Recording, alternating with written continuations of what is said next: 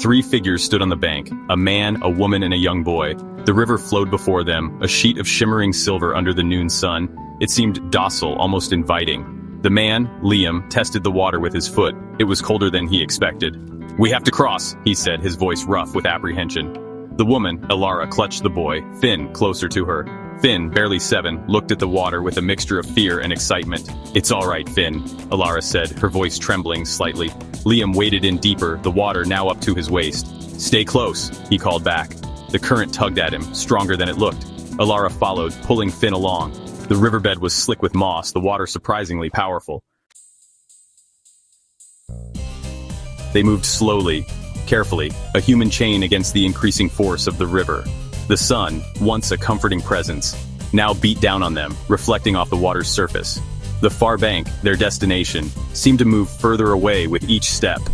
The water, clear moments ago, turned murky with unseen sediment. The current, playful at first, now tugged with a vengeance.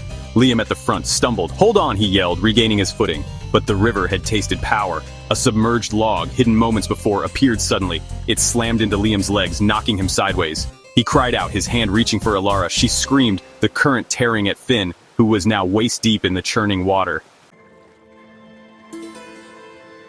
Liam struggled, his head dipping below the surface for a moment. He surfaced, gasping, and saw Elara, her face contorted with terror as the river tore Finn from her grasp. "Finn!" Her cry was swallowed by the roar of the water.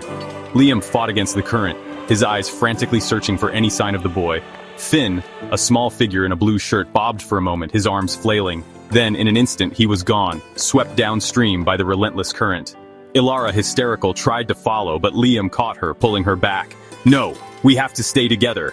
His words were lost in the roar of the river, the echo of Elara's scream. The water, once beautiful, now held only terror.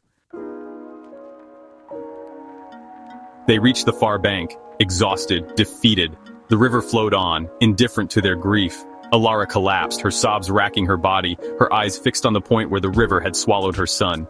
Liam knelt beside her, his own face a mask of despair. The sun dipped below the horizon, casting long shadows over the grief-stricken landscape.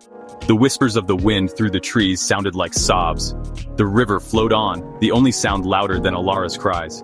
The water, once so full of promise, now flowed heavy with their loss. The river, Liam knew, gave no answers. It was a force of nature, beautiful and deadly, indifferent to their pain. He pulled Elara close, the weight of their loss heavier than any stone. The river, flowing past, whispered a silent, timeless truth. Nature was both life-giver and heartbreaker.